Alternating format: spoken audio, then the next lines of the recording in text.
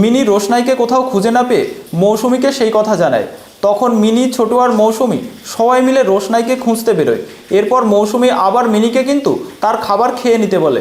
অন্যদিকে এইসব দেখে আরণ্যকের ভীষণ টেনশন শুরু হয়ে যায় এবং বলে যে তার আর খেতে ইচ্ছা করছে না, তার খাওয়া হয়ে গেছে, আর সে খাবার ছেড়ে উঠে পড়তে যায়। তখন আরণ্যকের বাবা বলে যে তুমি ভালো করে খেয়ে তারপর উঠবে।